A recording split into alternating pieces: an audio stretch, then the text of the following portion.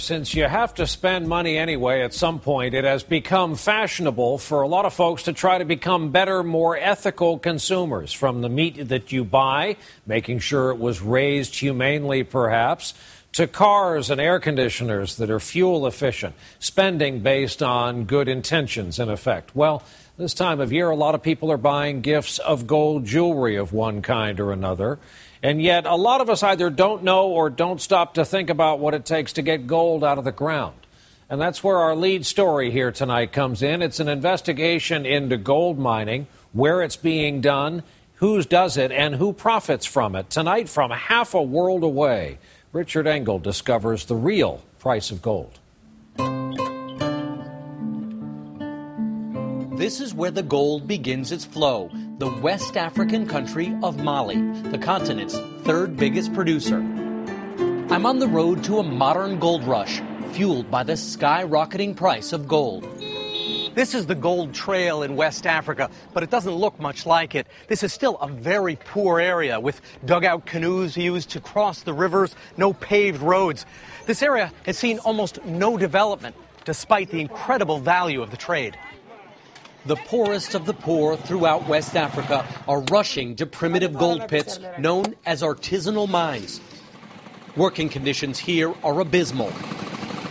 And critics say the biggest price is being paid by the region's children, who are being exploited and poisoned while they pull the treasure out of the ground. There couldn't be a bigger contrast between the situation of, 6, 7-year-olds or 14, 15-year-olds working day in, day out under very harsh conditions in these mines, and the beautiful world of jewelry somewhere in Switzerland or the US or elsewhere. Julianne Kippenberg from Human Rights Watch has just written a 90-page report documenting the horrendous conditions under which tens of thousands of children work in the gold fields throughout West Africa. Is this hazardous for the children who are working here? Not only is it hard work and then you're tired from it, it is actually hard work that gives you everyday pain. Back pain, headaches, joint aches, and it will create long-term spinal injury for some of these children who are carrying very heavy loads and are pretty small. Children like Samba. He was put to work pulling up the gold ore, joining the small army of children who work mostly on the surface, while the older miners labor deep underground. I see you're very strong. You could pick up the whole bag by yourself. How long have you been doing this? This is my first day on the job. Samba traveled 200 miles to come here so he could help support 5 younger brothers and sisters, but he's still trying to hold on to his dreams. Do you want to go into the mine one day? No. What do you want to do when you grow up? If I had the chance, I'd like to study, and I'd like to be a soccer player. A soccer player? Yeah. Play football? Well, instead you're working here in the mine, and it's very difficult work. We saw many children and many adults working incredibly long hours, going into mines, carrying heavy bags. On average, how much are these people making? $3 a week or $4 a week. $4 a week? Yeah. Many children, the majority of children that we interviewed didn't actually earn any money at all. Today is this boy's first day at work, and his supervisors say that they're not going to actually pay him any cash. Instead, he'll get a bag of dirt, a bag of this ore that's being pulled out of the ground, and maybe it has gold in it, and maybe it doesn't, but that's going to be his wages for the day. And Samba is not the only one working for a pittance. The entire Sissoko family spends all day shoveling gold ore, unaware of the value of what they're digging out of the ground. Do you know that gold is now at the highest price it has ever been? I don't know. Do you think that you are being underpaid for what you do? I don't know if I'm exploited. I only know I get paid $4 a day. His 2 children get nothing at all for their work while missing a chance for a better future. Do you and your brother go to school? You don't go to school. Do you want to go to school? Yes, I would like to go to school. At the end of another exhausting day, the Sissoko children are just too tired to complain or to dream of another life. Are the people who are actually taking the gold out of the ground seeing a benefit? No, they don't really seem to get much out of that at all. But more people are being pushed into the gold industry because prices are higher. That's right. At the same time, you've definitely got a gold rush. It's even pulling the kids out of school in boomtowns like Kofing, according to the school's director. I found it shocking to learn that there are 145 children going to the school, but that there are 200 to 300 children working in artisanal gold mining full-time. And it wasn't very hard to find them.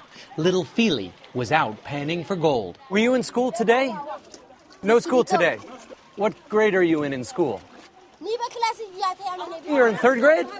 Do you ever find any gold in here? You do? Oh, that's really good.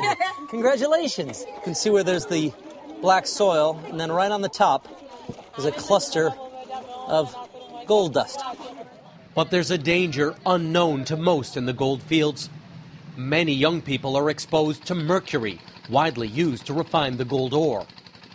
Julianne found 14-year-old Kadiatu touching this toxic metal with her bare hands. The main problem is that mercury attacks the nervous system and has long-term negative health effects. It can lead to intoxication, and ultimately it can kill people. If she's pregnant, which she might be, it could also impair the development of the baby.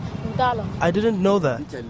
And she's not the only one. Many villagers use mercury, which binds with the gold flakes in the crushed ore, right in their own backyards. And this is a toxic process. It's a very toxic substance. One should not touch it. There's no information about this, and there really needs to be action from the government, but also the international community to address this. And her hands are now covered in mercury. So if she goes and cleans clothing or prepares a meal for the children in this village, they'll be getting some mercury poisoning. Yeah, they're at risk of definitely being poisoned with mercury.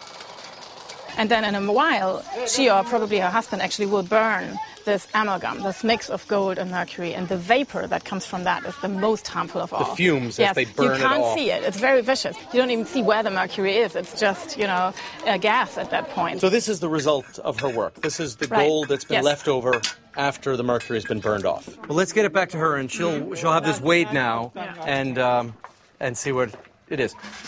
Ma'am, this is yours. After consulting an ancient scale and today's gold price in Mali's capital, the verdict comes in. So almost a gram, $30. That seems well below international norms for the price of gold. Yeah, sure, and it's also very hard work what goes into it. Very hard work indeed, and incredibly dangerous. And when we come back, Richard Engel goes in to find out what it's like down there. Aside from the rock, the rest of the surface is just soft mud. And a big concern, at least that I have, is that this mine could just collapse.